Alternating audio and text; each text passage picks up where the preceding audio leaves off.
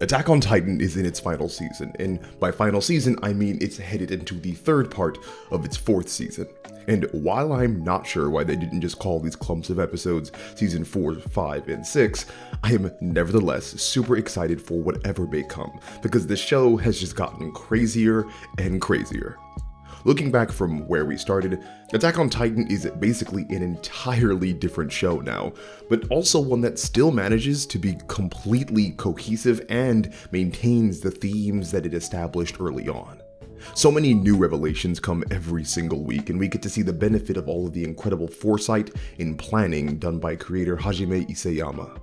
About a year ago, if you can believe it, I did a video on Attack on Titan's pacing and how the show handles micro pacing versus macro pacing. As the show has continued, there is genuinely a dozen other topics I could deep dive into, but the one that I wanted to focus on today is the narrative structure of Attack on Titan and how it executes and benefits from circular storytelling. While there are a million considerations that go into writing, proper structuring and planning are probably the most universal worries for aspiring writers, especially if your story is lengthy. The longer your story, the more moving parts there are, which means the more things for you as a writer to keep track of. Attack on Titan as a fiction was written over a span of 12 years with 34 manga volume entries. It is not only a massive fiction, it is a complex one, taking place over multiple continents, multiple time frames, and multiple characters. But at the core of all of it is a story about freedom, safety, and the cost of fighting for such things. And the reason that story is so compelling is because of the payoff of the insane foreshadowing and circular storytelling. For all of you writers out there hoping to structure your own stories more expertly like Isayama, hopefully this video can break down some of his forbidden jutsu for you. And for the rest of you who just like Attack on Titan, maybe we can just indulge in the show for a bit. Now, to start, I do have to take roughly 90 seconds to break down what the heck it is I'm even talking about. Circular storytelling is a departure from the traditional cumulative building style of storytelling. In circular storytelling, the story ends right back where it begins, or at least in a very similar position. The characters and possibly even the world undergo change, but still conclude in a position similar or at least highly reminiscent to where it started. You can recognize this in parallel world fiction, such as Alice in Wonderland or Narnia. Crazy events happen, but the conclusion of the story sees the characters return to their regular lives without skipping a beat. But this is a description of the circular nature of plots. The narrative of the story can also be circular. And just to be crystal clear when we make the distinction, plot and narrative are categorically different. The plot is the actual linked events within the story that progress the characters from one scene to the next. The narrative is the theme, message, and philosophy that the plot events present. For an example of a story with both a circular plot and a circular narrative, we can look to Gone Girl, based off of the best-selling novel by Gillian Flynn. Within, Nick and Amy start out married, but living a life full of secrets. Then, Amy disappears, and the entire midsection of the story is based around finding her. Lastly, the story ends with Amy and Nick back together, but still living a life full of secrets just like how they started. The plot has moved in a completely closed circle. But the narrative, the theme, and message is also presented in a circular fashion. The very first shot of the movie is a near one-to-one remake of the very last shot of the movie. It's meant to signify this never-ending, forever repeating trapped relationship that the characters have put themselves in. Yes, I loved you, and then all we did was resent each other and try to control each other and cause each other pain. That's marriage. The symbolism allows the audience to feel the way the characters do. Other famous modern fictions play with both plot and narrative circular storytelling as well. Arrival is literally about a repeating circular pattern and how our past affects our future. Other fictions work to be subversions of circular storytelling, like Looper, a narrative whose entire premise is based around breaking out of a cyclical, looping pattern. And if we really want to get into how deep the rabbit hole goes, there's of course Joseph Campbell's story circle, the hero's journey, famously utilized by Dan Harmon and others. This is a story pattern that can be endlessly reused because its end flows directly back into its beginning. It is the basis for almost all episodic storytelling. But all of this was simply meant to be sort of a literary primer, so we can understand what exactly Attack on Titan is doing in its final season and as a whole. What interests me so much about Attack on Titan is that it is utilizing a 6-act double bell curve story structure and slowly forming a circular story structure. Now, what the heck does that all even mean? Well, let's break it down piece by piece. A typical 3-act structure has an Act 1 introduction, an Act 2 midsection, and an Act 3 climax and resolution. This actually happened in Attack on Titan Seasons 1 through 3. Season 1 introduces us to the conflict and the presenting characters. Season 2 explores and heightens the conflict. And Season 3 presents the characters with their greatest struggle, aka the climax, then sees a decline in conflict through the resolution. It's a complete 3-act structure. But as we all know, the show did not stop there. Season 4 Part 1 and Part 2 came out, and Season 4 Part 3 is slated for next year. Each of these parts are looking to set up the second 3-act structure. Season 4 Part 1 introduced us to new characters, a new conflict, and redefines our antagonist. Season 4 Part 2 explores and heightens this new conflict. And if literary theory is anything to go off of, Season 4 Part 3 will handle our final climax and resolution. Combined with Seasons 1 through 3, this makes a 6-act story structure. But here is where we get into the really cool stuff with circular storytelling. Seasons 1 through 3, in retrospect, existed almost exclusively to set up the themes and concepts that Season 4 would circle back to.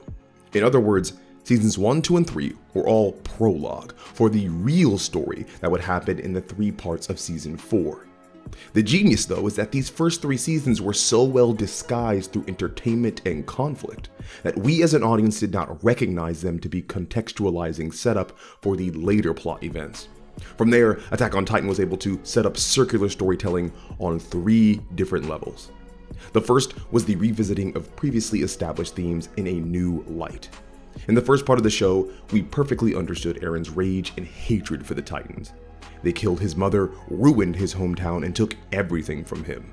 If anything, we cheered him on in his quest for vengeance, especially because we believed his enemies deserved it. How could we not? The Titans were senseless, evil devils that only existed to make things worse. If all of them got exterminated, that would make the world a better place, right? Well, that exact same thing was circled back to and revisited in Season 4 with Gabby. She hated and wanted to murder all of the people of Paradise, the island devils, because of the pain and suffering that she believed they would cause her and all that she loved.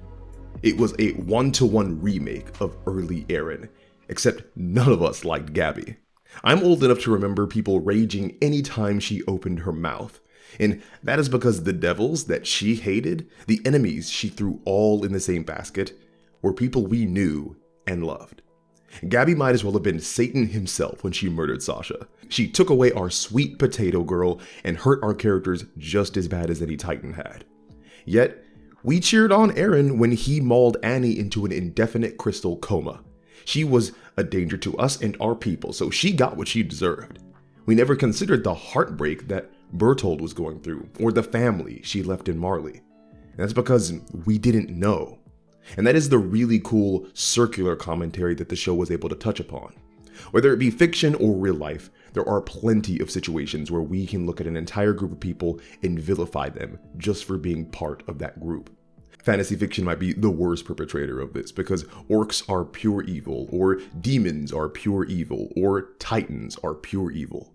We become comfortable with the idea of any of these different groups being massacred because they deserve neither our thoughts nor our mercy.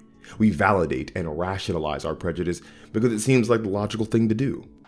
But through circular storytelling, an author is able to take a comfortable world outlook and revisit it through a different perspective to show how dangerous it could be. Circular storytelling allows us to shine a light back on our own beliefs. The same happens in the show with the concept of war. The first few seasons make us smile as we watch these characters volunteer and train to become scouts. They pledge their lives to the military and conflict. They receive praise and adulation from both we the viewers and the people in the fiction. We think it's so cool for them to risk everything that they are in combat because it shows their dedication to their country and their cause. But then Season 4 rolls around, and it might be the most anti-war, anti-military arc of anime that I have ever seen. The Marleyans do the exact same thing as the Eldians, rear child soldiers into killers. Yet we see that none of it has to be this way. War should never be praised. Why in the world were we excited to see kids fight monsters? Why were we cheering teenagers risking their lives? There should be no pride in being a killer. War should never excite us, because those that fight it are not those that declare it. And war will inevitably spill over to irrevocably harm those that never volunteered to be touched by it. For the longest time, Attack on Titan was framed as this one-sided battle against unknowable evil, and we as viewers became complacent with the horrific measures drawn to combat that evil. But Season 4 showed us that as soon as we start to learn of our enemy, things become a lot more gray. Or at least they should be. Still, this thematic revisitation is enhanced in the second way Attack on Titan uses circular storytelling: foreshadowing. All throughout the first seasons of Attack on Titan, we were shown events and details that seemed innocuous or just cool in the moment, but would later be revealed to have massive implications. One of the most famous moments is the Titan that ate Eren's mother. Many of us might have written that off as just another throwaway monster that spurred our character into action. But in actuality, that Titan was Eren Yeager, Grisha's dead wife, and formerly Dina Fritz of the Eldian royal family.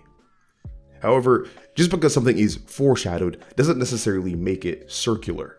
Circular storytelling in particular comes from the revisiting of plots and narrative elements. And a specific narrative element that has come full circle is Eren's motivation to wipe out his enemies. If you are caught up with the current season, you know that Eren has vowed to wipe out all of the humans outside of the island. It seems crazy, utterly insane, and almost appears to come out of nowhere. But it doesn't. We actually have seen this exact same bloodlust from Eren before, in almost the exact same words.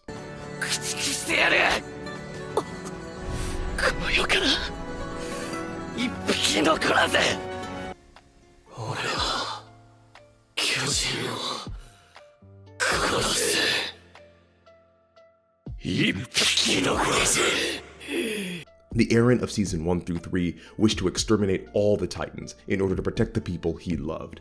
The people of the Walls, Eren included, believed that the Titans would be the end of mankind if they were not exterminated. Now, the Eren of Season 4 wishes to use the Titans to exterminate all of mankind to save the people of the Walls. Eren, having the exact same motivation conveyed through the exact same language, now with just different targets, highlights how dangerous his thinking was all along. This is an overt example of taking something a viewer is accustomed to and redefining it by showing it from a different lens. But I think most interesting is the third way Attack on Titan uses circular storytelling, because this show has taken the concept and made it very literal. It is one of the coolest narrative tools that I've seen in a long time.